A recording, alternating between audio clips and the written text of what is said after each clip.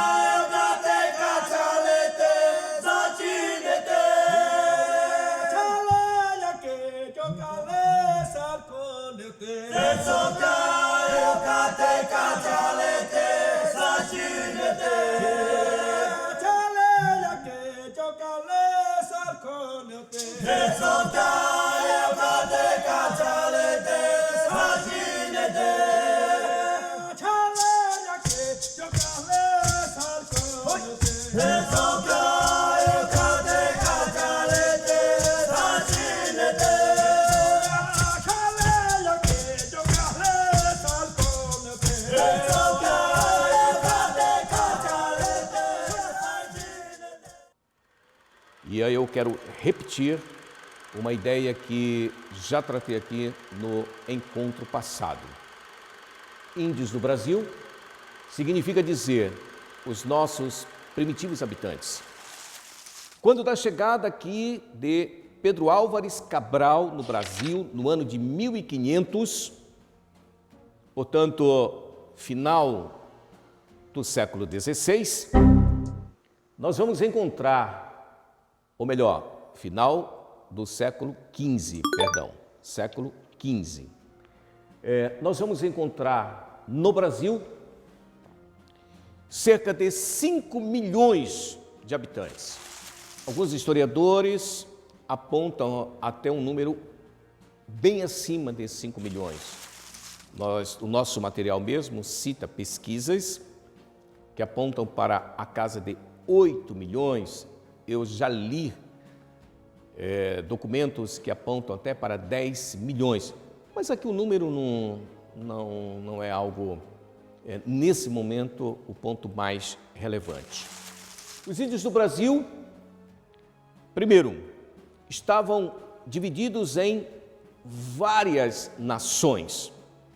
Estavam organizados em várias nações. É muito comum eu perceber, não sei exatamente o motivo, mas eu percebo, né, nessa experiência de sala de aula, que se fala muito dos índios guaranis, dos índios tupis, ou então guaranis, tupis, tupis, guaranis. Mas não, nós tínhamos aqui um número grande de nações devidamente organizadas ao longo de nosso território. É bem verdade que a grande maioria, do ponto de vista numérico, viveu na faixa do litoral, e esses sim, eram os guaranis. Aqui também nós tínhamos uma diversidade cultural muito grande. Eu fiz um destaque no nosso último encontro, fazendo citações dos astecas, dos maias e dos incas, mas aqui os nossos povos também tinham as suas culturas múltiplas, ricas, belas. É comum nós citarmos, né, no campo do artesanato, da pintura, mas mais do que isso, no campo da religião,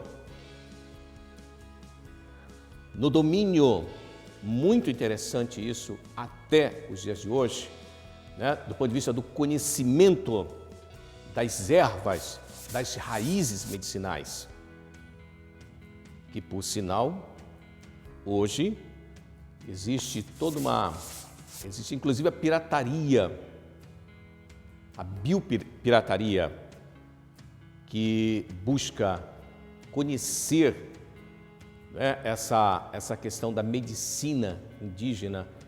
Aliás, alguns já extraíram desses conhecimentos, já levaram para laboratórios, inclusive de fora do Brasil, e que, por sua vez, faturam fabulosos lucros com essa aprendizagem adquirida com os nossos povos indígenas.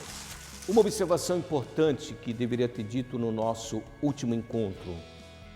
Essa expressão índios, ela foi uma expressão usada por Colombo, quando da sua chegada na América Central, para ser mais preciso, né, no Caribe, quando da chegada de Colombo em 1492.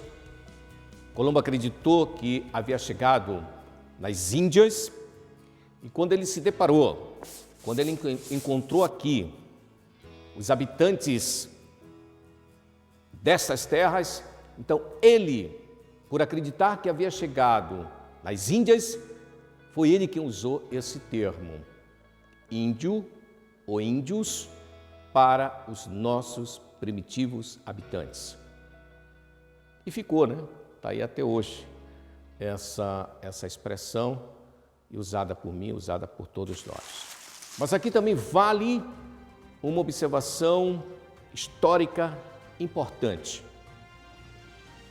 Essa expressão índios, nela está embutido ou embutida a ideia de inferioridade para os primitivos habitantes daqui.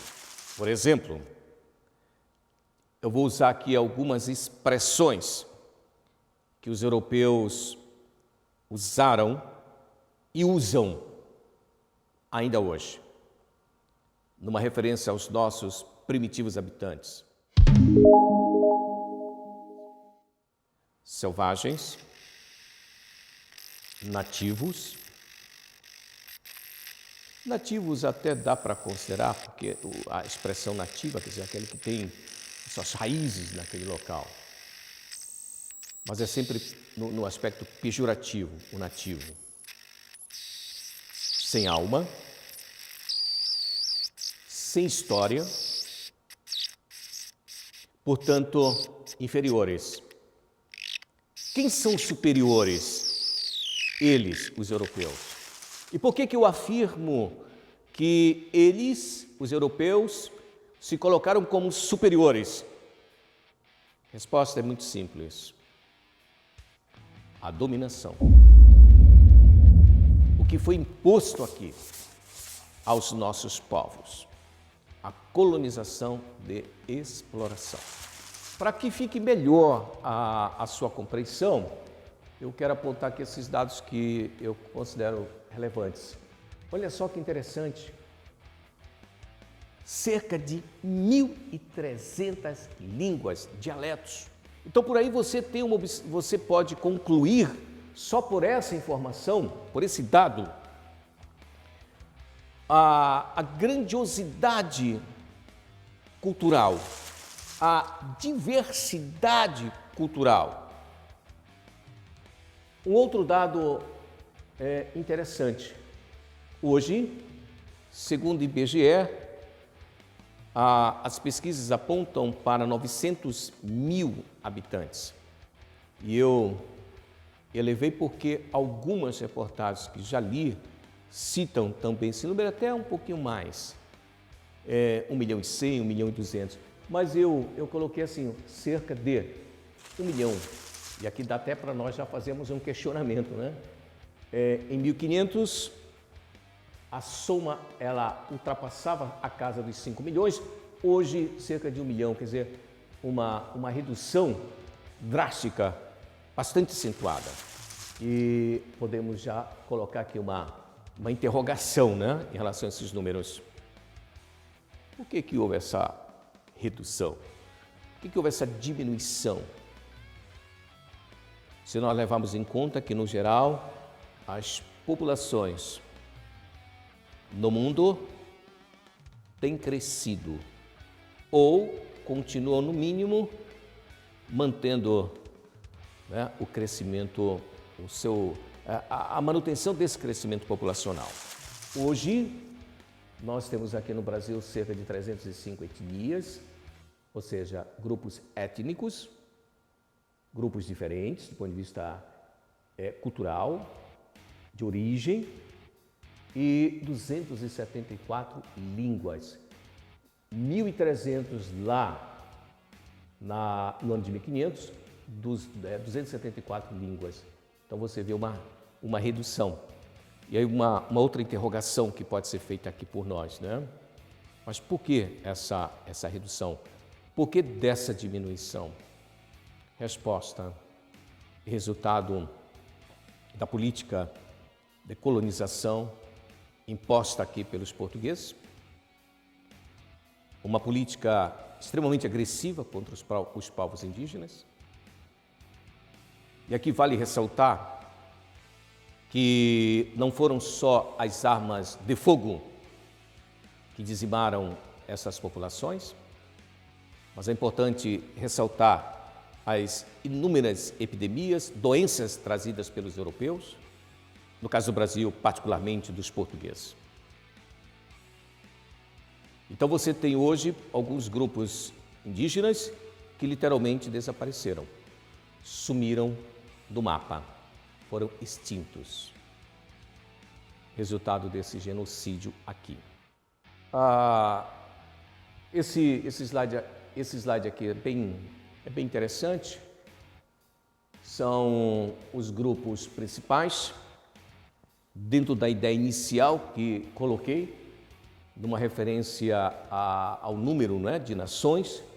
Então aqui só para vocês lembrarem, na nossa região, na Amazônia, né, esses dois grupos principais, aqui o Aruaque e Caraíba, na região central do Brasil, chamado Planalto Central, Macro-Geo Tapuia, e aqui Tupi-Guarani, na faixa, sobretudo, do litoral brasileiro.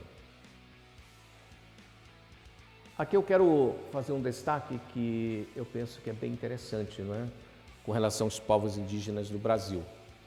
Então, por exemplo, algumas curiosidades com relação a eles. Primeiro, entre os povos indígenas nós temos a chamada divisão do trabalho. Divisão de trabalho aqui não significa desigualdade social. Não significa que existiam privilégios dentro dos grupos indígenas, dentro das comunidades indígenas. Não.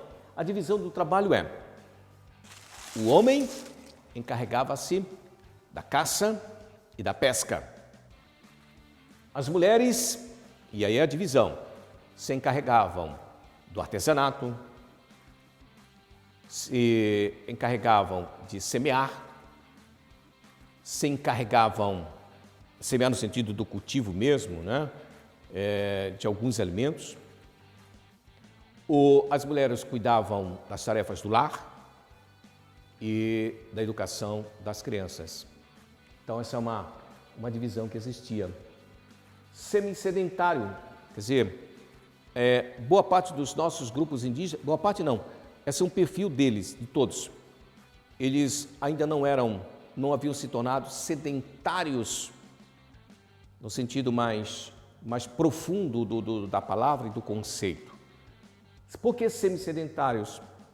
Porque ora eles ocupavam um lugar, ora se deslocavam para outro lugar.